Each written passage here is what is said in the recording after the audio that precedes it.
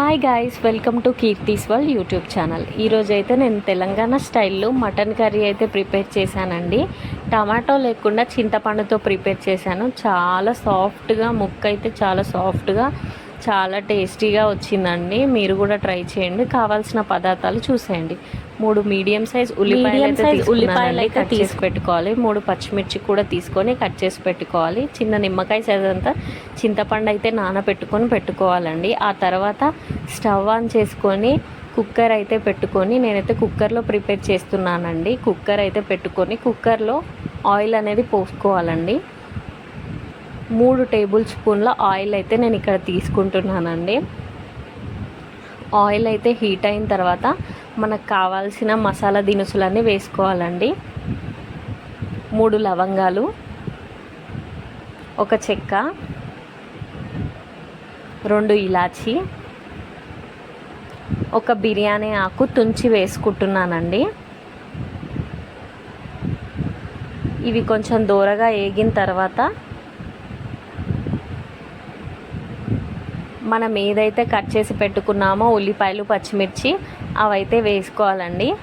వేసుకొని చక్కగా కలుపుకొని అవి త్వరగా మగ్గడానికి, ఉల్లిపాయ పచ్చిమిర్చి త్వరగా మగ్గడానికి మనమైతే 1/2 టీ స్పూన్ సాల్ట్ అయితే వేసుకోవాలండి. సాల్ట్ వేసుకుంటే ఉల్లిపాయలు అనేవి త్వరగా మగ్గుతాయి. ఉల్లిపాయలు కొద్దిగా మగ్గిన తర్వాత మనం అల్లం వెల్లుల్లి పేస్ట్ అయితే వేసుకోవాలండి. నేను 1.5 స్పూన్ అల్లం వెల్లుల్లి పేస్ట్ అయితే వేసుకున్నాను. అల్లం వెల్లుల్లి పేస్ట్ వేసుకున్న తర్వాత పచ్చివాసన పోయి అది దూరగా అయ్యేంత వరకు ఫ్రై చేసుకోవాలండి.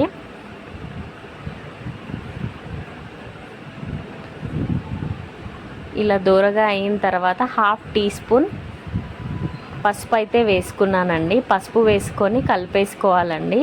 కలిపేసుకున్న తర్వాత మనం ఏదైతే కడిగి పెట్టుకున్నామో మటన్ని చక్కగా నేనైతే ఒకసారి కడిగి పెట్టుకున్నానండి. ఒకసారి కంటే మటన్ ఎక్కువసార్లు కడుక్కుంటే మనకు దానిలో ఉన్న టేస్ట్ అంతా పోతుంది. సో ఒక్కసారి కడుక్కొని పెట్టుకోవాలండి మటన్ని. ఆ మటన్ అయితే నేను వేసేస్తున్నానండి. మటన్ని వేసిన తర్వాత మనం చక్కగా కలిపేసుకోవాలండి. నీట్గా కలిపేసుకున్న తర్వాత మటన్కి ఉప్పు పట్టాలి, అంటే చప్పగా ముక్క అనేది చప్పగా ఉండకుండా ఉండడానికి 1/2 టీ స్పూన్ అయితే నేను ఉప్పు అయితే వేసుకున్నానండి. ఉప్పు వేసుకుంటే ఏమవుతుందంటే త్వరగా ముక్క ఉడుకుతుంది. అలాగే ముక్క చప్పగా ఉండకుండా ఉప్పు అనేది లోపలికి వెళ్తుందన్నమాట. మూత పెట్టుకొని కొంచెం సేపు ఉంచిన తర్వాత మటన్లో వాటర్ అంతా అలా వస్తుంది. బయటికి వచ్చిన తర్వాత కొంచెం మగ్గిపోయిన తర్వాత వాటర్ అనేది కొంచెం ఎగిరిపోయిన తర్వాత మనం కారం అయితే వేసుకోవాలండి. 1.5 స్పూన్ అయితే నేను కారం వేసుకుంటున్నాను. మీ టేస్ట్ని బట్టి మీరు వేసుకోండి. మేమైతే స్పైసీగానే తింటాం కాబట్టి నేను 1.5 స్పూన్ వేసుకుంటున్నాను.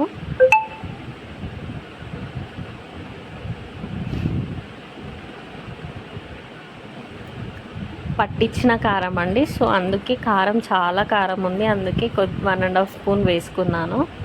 అలాగే ఇంట్లో ప్రిపేర్ చేసిన గరం మసాలా అయితే వేసుకున్నాను. ఆ గరం మసాలా కావాలంటే మీరు కామెంట్ చేయండి. నేను ఇంకో వేరే వీడియో చేసి పెడతాను గరం మసాలా ప్రిపరేషన్. అలాగే ధనియాల పొడి వేసుకొని చక్కగా కలిపేసుకోవాలండి.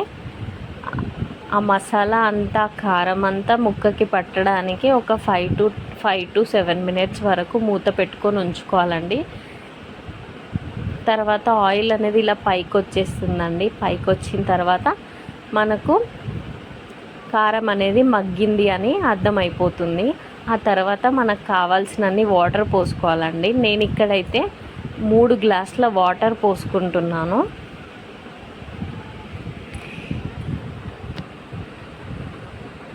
ఎందుకంటే కుక్కర్లో పెడుతున్నాం కాబట్టి ముక్క, అందులోనూ మటన్ ఉడకాలంటే చాలా టైం తీసుకుంటుంది.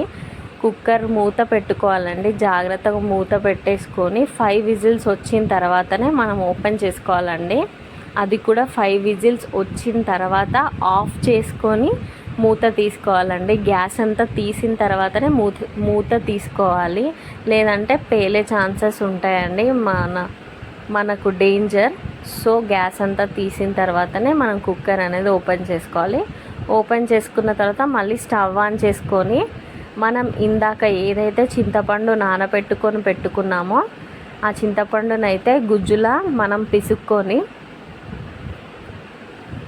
చింతపండు రసాన్ని మనం హై ఫ్లేమ్లో మంట పెట్టి మటన్లోకి అయితే పోసుకోవాలండి.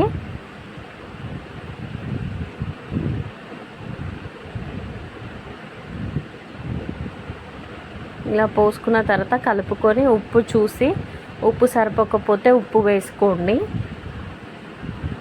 ఆ లాస్ట్లో కొత్తిమీర అయితే వేసేస్తున్నానండి. ఆల్రెడీ నూనె పైకి తేలిందంటే ముక్క ఫుల్గా ఉడికిపోయిందని అర్థం. ముక్క కూడా చాలా సాఫ్ట్గా ఉడికిపోయిందండి. ఆ చింతపండు రసం ఉడకడానికి మాత్రమే హై ఫ్లేమ్లో 2 మినిట్స్ వరకు మంటని పెట్టి ఆ తర్వాత ఆఫ్ చేసుకొని వేరే బౌల్లోకి నేనైతే ట్రాన్స్ఫర్ చేసేసానండి మటన్ని. ఇలా వచ్చిందండి నా మటన్ కర్రీ అయితే. చాలా అంటే చాలా టేస్టీగా ఉంది. చింతపండు రసం ఎక్కువగా వేయొద్దు, కొంచెం వేసుకోవాలండి. టమాటో లేకుండా మటన్ కర్రీ చాలా టేస్టీగా ఉంటుంది. ఇక్కడైతే నేను బగారా అన్నం అయితే ప్రిపేర్ చేస్తున్నానండి. బగారా ఈ క్లిప్పులన్నీ తీయాలంటే చిన్నోడు అసలు సతాయిస్తున్నాడు, అందుకే ఈ క్లిప్ తీయలేకపోయాము. సో ఇది ఒక క్లిప్ అయితే ఉంది. అలాగే చపాతీలు కూడా చేసేసానండి. చిన్నోడైతే అసలు చపాతీ కూడా చేయనీయట్లేదు, ఊరికే సతాయిస్తున్నాడు ఊరికనే. నేను అన్ని చపాతీలు అలా కట్టేసుకొని చేసేసుకున్న తర్వాత కాల్చుకుంటానండి. నెక్స్ట్ అయితే నేను అన్ని కర్రీస్ చూపించిన తర్వాత షార్ట్ కోసం నేను ఒక షార్ట్ తీసుకున్నానండి. షార్ట్ తీసుకున్న తర్వాత నేనైతే ఇప్పుడు సర్వ్ చేసుకుంటున్నాను తినడానికి. మీలో ఎంతమంది ఇలా చింపుకొని చపాతీని మటన్లో కలుపుకొని తింటారో కామెంట్ చేయండి. నాకైతే ఇలా తినడం అయితే చాలా ఇష్టం. మటన్ కర్రీలో మాత్రమే నేను ఇలా తింటాను. చాలా బాగుంటుంది గాయస్, తప్పకుండా ట్రై చేయండి ఇలా. అలాగే ఈ మటన్ కర్రీని కూడా ఒకసారి ట్రై చేయండి గాయస్, తప్పకుండా మీకు నచ్చుతుంది. సింపుల్గా టేస్టీగా మన తెలంగాణ స్టైల్లో మటన్ కర్రీ ప్రతి ఒక్కరికి నచ్చుతుంది. అలాగే నా వీడియో మీకు నచ్చినట్టయితే లైక్ కొట్టి షేర్ చేసి ఒక్కసారి సబ్స్క్రైబ్ చేసుకోండి ఫ్రెండ్స్. మీ డబ్బులేం కట్ అవ్వవు.